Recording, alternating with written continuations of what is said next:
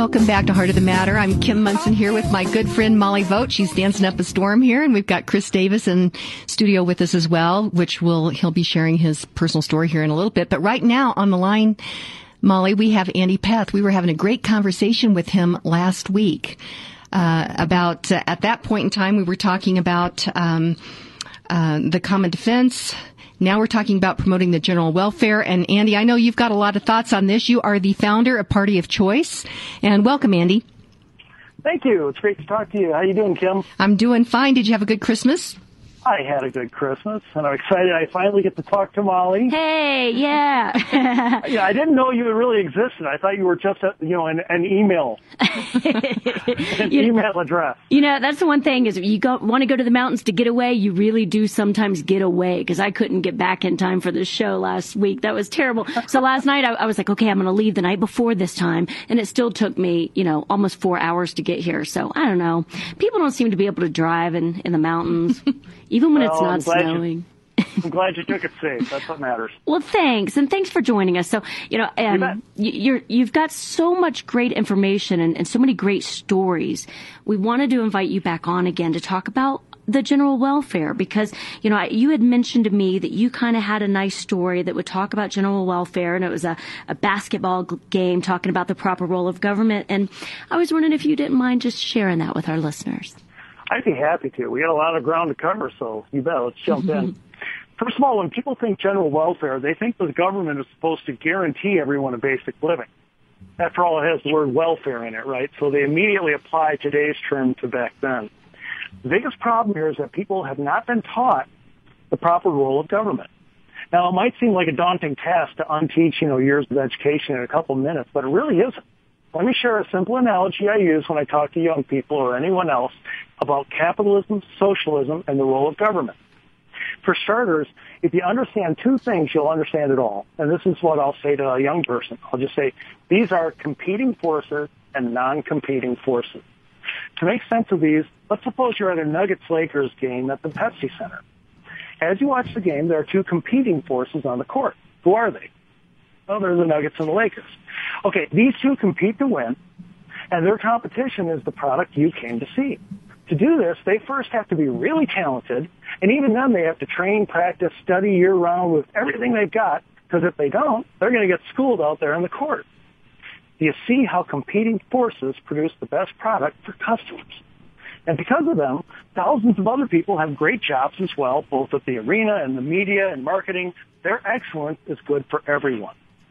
Okay, at this point, usually a young person's like, yeah, hey, that totally makes sense. Now I throw a curveball. I say, okay, but guess what? You also have non-competing forces on the court. Who are they? They think for a bit. They say, the referees. I go, yeah. No one can compete with the referee, but they're crucial to the game because they enforce the rules. And by the way, there are other non-competing forces at the arena as well. Security. They secure the building so everyone is safe to enjoy the game. And they also make it so a few morons don't go nuts and ruin things in the stands. I sat next to a few of those before. I think I used to be one. Exactly. Security is a good thing. Guess what? And I'll tell some young person, guess what? You now understand capitalism. You have competing forces providing the product, thus guaranteeing the best quality and job creation, while the non-competing force, government, secures the arena and makes sure people play fair. For instance, just as a basketball player can't hack somebody's arm when they shoot, a business can't sexually harass an employee or pollute the environment beyond reasonable levels. Here's the key. Capitalism doesn't mean no government. It just means government stays within its role as referee and security. But in socialism, something different happens. The referee picks up the ball and starts dribbling around. Okay?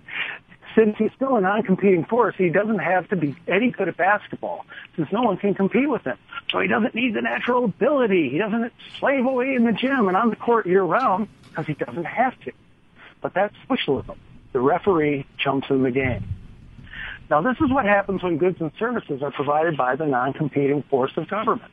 Look at the DMV versus McDonald's or Walmart. Where do you wait longer for service? Obviously, DMV. Well, I'd say Kim waits the longest in Starbucks, but anyway. Yeah. Well, yeah, that's why I don't want to use Starbucks. I know. Yeah. Look at actually went there the other day. They were good. Look at PBS versus Fox, ESPN, HBO. Which would you want to watch? And these young people always say, well, those other ones. I go, okay, look at public education.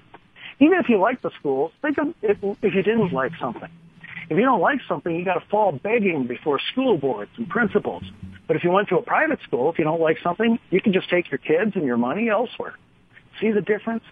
Capitalism has a referee, but keeps him in his proper role. Socialism puts the ref in the game, trying to provide you the service, and he doesn't have to play well. Okay, so that's how I just break it down for them. Now let's get into general welfare. I first just want them to understand the proper role of government. Does that make sense so far? Yes, yes, it does. Okay. Good job. Okay, yeah, and it's, by the way, they get it. They get it right away. It doesn't take any phase in time. 12 years of education has just been fixed. Okay. Yeah. And Andy, just real quick, I love that you're giving this example, the sports example, because I'll tell you, over the holidays, you spend time with family, and you don't all agree on all things, and politics is usually one of those ones that becomes a difficult conversation at the table. Well, I will tell you that personally, this week, I've had one of those conversations, and my young nephew, who is an excellent basketball, baseball, and football player, and I were on the same side of a team, and he gets it. We're like, wait a minute, aren't there some set rules? Don't we have some set rules? They're like, oh no, it's just out there. You just, if you can convince somebody that's the right answer, that's the right answer. I'm like, no, I want rules. I want to know, what are the rules? What are the limits? What's the solid answer? And he is agreeing with me. He's like, yeah, in football and in sports, we know exactly how we're going to get the points and how we're not. If there weren't rules, what would the point be?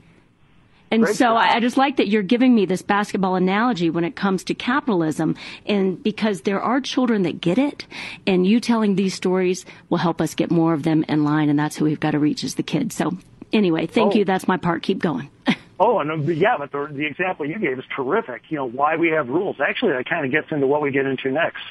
Now we understand the proper role of government. Let's look at two key words in the phrase promote the general welfare. Okay. First of all, welfare. This just means well-being. I think it's hilarious that people think it meant anything resembling today's welfare state, since the founders penned these words without setting up anything resembling today's welfare state.